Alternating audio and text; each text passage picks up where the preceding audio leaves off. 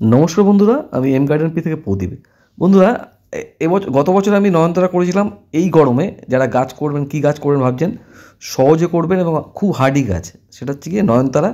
দেশি গাছ, কিন্তু গাছ কিন্তু সুন্দর হতে পারে যেভাবে আপনারা দেখছেন এইভাবে।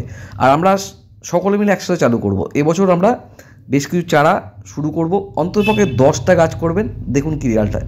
তো আমি অলরেডি চালু করে দিয়েছি। আমি আমার বাড়িতে যে ছোটো ছোটো দু একটা চারা হয়েছিল সেগুলোকে শিফটিং করেছি, বসিয়েছি। এবার যেটা পালা সেগুলোকে একটু পরিচর্যা করা। এই টবে ধরলেই আমি পরবর্তীকালে গাছগুলোকে 10 ইঞ্চি টবে দেবো। তো একটা গাছকে আমি 10 ইঞ্চি টবে অলরেডি দিয়ে দিয়েছি। গাছ এখনও সেরকমভাবে শক্তিশালী হয়নি। মাটিতে পর্যাপ্ত পরিমাণে খাওয়ার মাটি মেশানো আছে।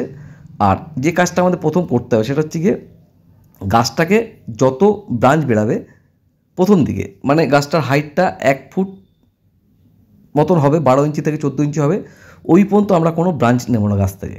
তাহলে গাছটার লুক ভালো হবে, দেখতে ভালো হবে। কম করে 1 ফুট। তো যত ব্রাঞ্চ আমার আছে সবগুলো কেটে ফেলবো, ডগার ব্রাঞ্চটাই রেখে দেবো। আর ফুলও নেব না এই সময়। ফুল কুড়ি আমরা যখনই দেখতে পাবো তখনই কেটে দেবো।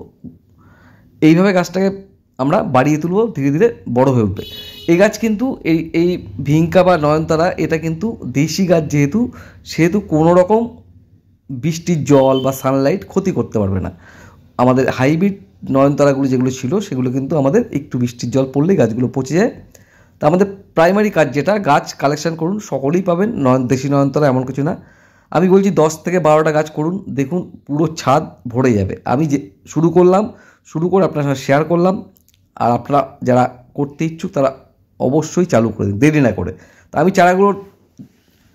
কটা চারা জোগাড় করেছি সেগুলোকেও এই একই পদ্ধতিতে ব্রাঞ্চগুলোকে কেটে দিচ্ছি, গাছটা যাতে সোজা থাকে। এবং যখন বসাবো তখন একটা লাঠি দিয়ে সাপোর্ট দিয়ে দেবো। গাছটা শুরু থেকেই যাতে একটা ভালো লুক আছে।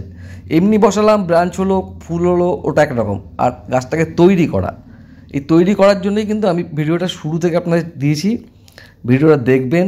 আর যারা ইচ্ছুক তারা অলরেডি, মানে আগামীকালই কিছু নয়নতারার চারা জোগাড় করুন। অন্তত 10টা গাছ জোগাড় করুন। 10টা গাছ কিন্তু আপনার ছাদ ভরিয়ে দেবে।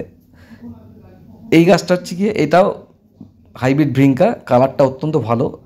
আগে আমার কালেকশান তালিকা ছিল, এবছর আবার জোগাড় করেছি একটা গাছ। তো বীজ থেকে চারা হয়। এটার যেটা প্রবলেম, বৃষ্টির জল পেলে কিন্তু গাছ হঠাৎ করে পচে যেতে পারে, কিন্তু ফুল খুব ভালো হয়। আর অতিরিক্ত সানলাইটে থাকার কারণে কিন্তু ফুলগুলো, পাপড়িগুলো দেখতে পাচ্ছেন একটু পুড়ে গেছে। এটাকে একটু মৃদু সানলাইটে রাখলে গাছ কিন্তু সুন্দর থাকবে। তো বন্ধুরা, চ্যালেঞ্জ রইল, আগামী দিনে আপনারা নয়নতারার চারা কালেকশন করুন এবং